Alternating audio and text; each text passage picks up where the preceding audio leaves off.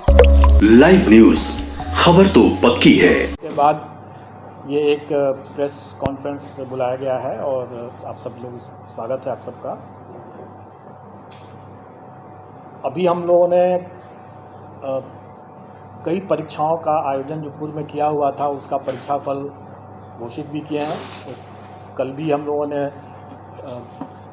3 परीक्षाफल का घोषित किया है। एक लंबित पुराना छोटा सा मामला था, उसका भी परीक्षाफल घोषित किया है। आगे आने वाले समय में भी हम लोग अब बहुत जल्दी जो हमारे लंबित हैं CDPO के, DPRO के, प्रोजेक्ट मैनेजर के और पंचायती राज ऑडिटर का, इन सबों का परीक्षाफल भी हम लोग अगले माह तक निश्चित रूप से घोषित कर देंगे। और उम्मीद है कि जुलाई माह में हम लोग 67 कंबाइंड सिविल सर्विस एग्ज़ाम का, मेंस का भी परीक्षाफल घोषित कर सकेंगे।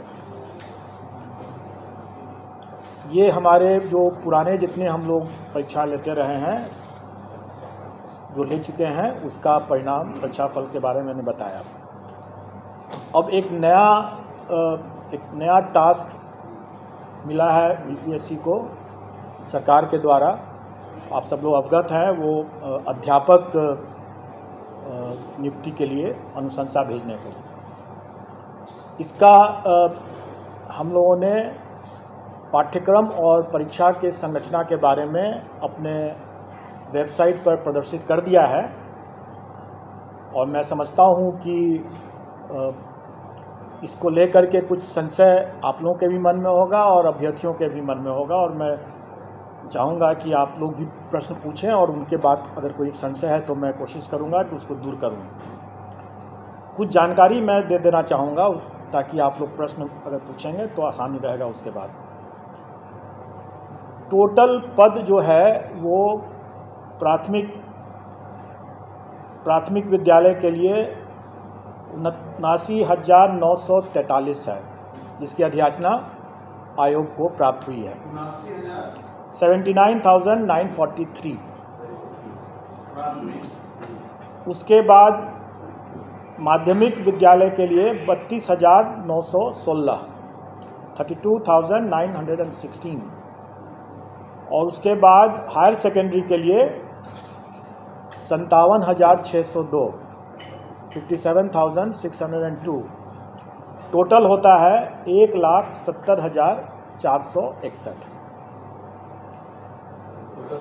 1,70,461। आप लोग भी टोटल कर लेंगे। अब इसमें जो अर्हताएँ हैं वो सरकार के नियमावली में दिया हुआ है, और जहाँ जहाँ वो मिसिंग होगा वो सरकार के निर्देश पर और सरकार के साथ आयोग की बैठक, संयुक्त बैठक में जो निर्णय लिया जाएगा उसके अनुरूप वो होगा। और वो विज्ञापन के समय, जब विज्ञापन निकलेगा 1-2 दिन में, मैं समझता हूँ कि विज्ञापन भी हम लोग निकाल देंगे। वैसे मैं बता दूँ मोटा मोटी तौर पर कि प्राथमिक विद्यालय के लिए जो न्यूनतम अर्हताएँ होंगी वो inter pass plus CTET plus diploma in elementary education या BEd अगर किया हो तो वो होना चाहिए। माध्यमिक विद्यालय के लिए graduation plus state STET plus BEd, और हायर सेकेंडरी के लिए पोस्ट ग्रेजुएशन होना है और स्टेट और BEd होना है। डिग्री मतलब graduation plus state plus BEd। और इसमें जो नियमावली के हिसाब से ही जो लोग वर्ष 2012 के पूर्व के जो होंगे, जो नियोजित हैं, उनके लिए TET मतलब टीचर्स एलिजिबिलिटी टेस्ट से वो उनको एग्जेम्पशन है। 2012 से? हाँ,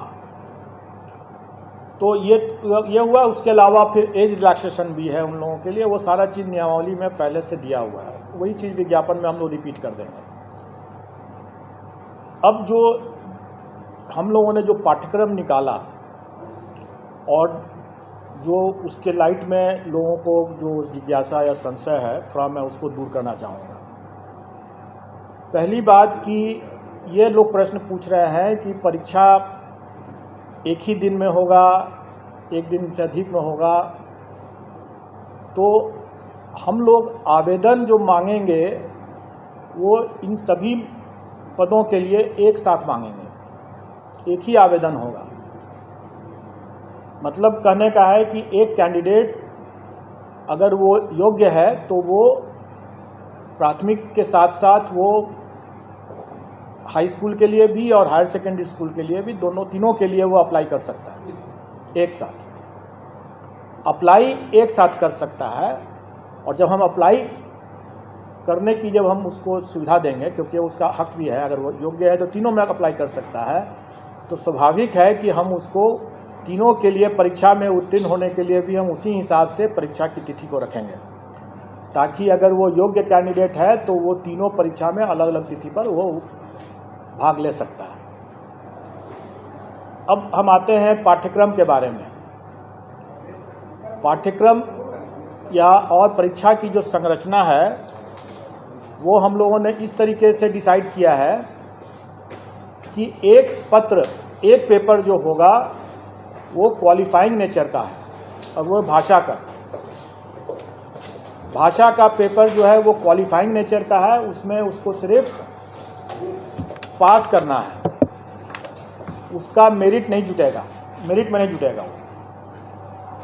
उसमें भाषा में 2 सेक्शन रहेगा। एक सेक्शन अंग्रेजी है जो सबको करना है, और दूसरा सेक्शन में विकल्प है, मतलब कि वो हिंदी, उर्दू या बांग्ला। क्योंकि हमारे पास जो पद आए हैं प्राथमिक में, उसमें बांग्ला के लिए 148 पद है, उर्दू के लिए 12,729 पद है, और बाकी जो प्राथमिक के जो बाकी हैं वो सामान्य है, मतलब हिंदी के हैं।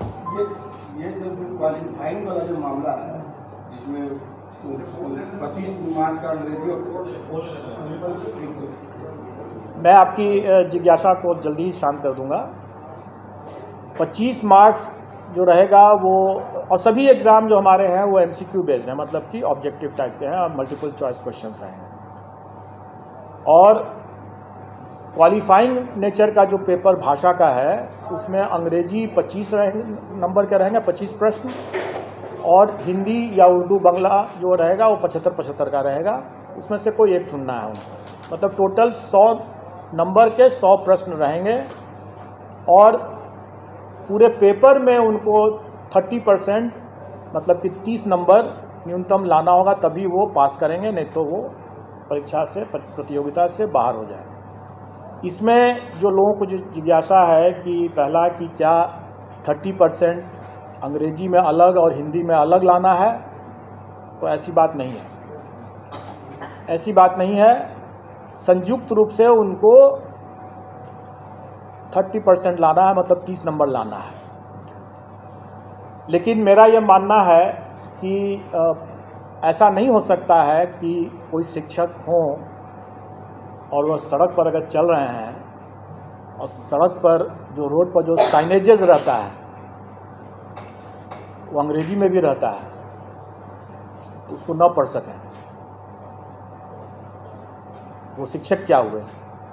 जो राह चलते हुए जो रोड के जो साइनेजेस है उसको अंग्रेजी में अगर लिखा हुआ है तो उसको भी न पढ़ सकें, तो क्या वो अच्छी गुणवत्ता के शिक्षक हुए? इसलिए हम लोग प्रश्न के स्तर को हम लोग इस तरह से रखने का कोशिश करेंगे कि हम उनको, अंग्रेजी ज़रूर सरल रहेगा, कठिन नहीं रहेगा। हम मानते हैं कि यहाँ पर हिंदी भाषी प्रदेश है तो अंग्रेजी का प्रश्न कठिन नहीं रहेगा, लेकिन इसका ये मतलब हुआ कि हिंदी का भी प्रश्न सरल नहीं होगा। क्योंकि अगर हिंदी का प्रश्न भी सरल हुआ और अंग्रेजी का प्रश्न भी सरल हुआ तो सब हिंदी ही देख करके निकल जाएंगे। इसलिए थोड़ा हम लोग भी दिमाग लगाएंगे, और मैं चाहूँगा कि अभ्यर्थी भी थोड़ा तो अंग्रेजी भी पढ़ ही लें, ताकि वो शून्य ना हो अंग्रेजी उनका, क्योंकि शून्य से अगर फिर आगे नहीं बढ़ पाएंगे। राह चलता वो साइनेज भी नहीं पढ़ पाएंगे, तो वो अपने छात्रों को कैसे पढ़ाएंगे। ये रही बात जो हमारे वैकल्पिक जो क्वालिफाइंग नेचर के जो भाषा का जो पत्र है उसके बारे में मैंने बतलाया। इसके बाद अब मेन पेपर होगा। मेन पेपर 150 नंबर का होगा जिस पर कि मेरिट होगा, और हर स्कूल के कैटेगरी के लिए एक ही मेन पेपर है। जैसे प्राथमिक के लिए सिर्फ एक मेन पेपर है, अगर हम हाई स्कूल के लिए जाते हैं तो उसके लिए भी एक ही मेन पेपर है, और अगर हम इंटर के लिए भी इंटर स्कूल के लिए भी जाते हैं, हायर सेकेंडरी स्कूल के लिए जाते हैं तो उसके लिए भी एक ही मेन पेपर है। एक ही पेपर उसके बाद देना है, और वो अगर कोई अभ्यर्थी अगर तीनों श्रेणी के लिए अप्लाई करता है तो स्वाभाविक है कि उसको फिर तीनों पेपर देना होगा। अलग अलग दिन होगा लेकिन देना होगा तीनों पेपर। मेरिट लिस्ट अलग अलग बनेगा क्योंकि सबके लिए अलग अलग वो परीक्षा है। अब रही बात कि जो भी 150 नंबर का जो मेन पेपर हुआ उसका कंपोजिशन इस तरह से रहेगा कि 100 क्वेश्चंस तो रहेंगे वही जो वो अपने विद्यार्थियों को पढ़ाते हैं, उसका टॉपिक, उसका चैप्टर, उसका विषय वो वही होगा जो अपने बच्चों को पढ़ाते हैं। लाइव न्यूज, खबर तो पक्की है।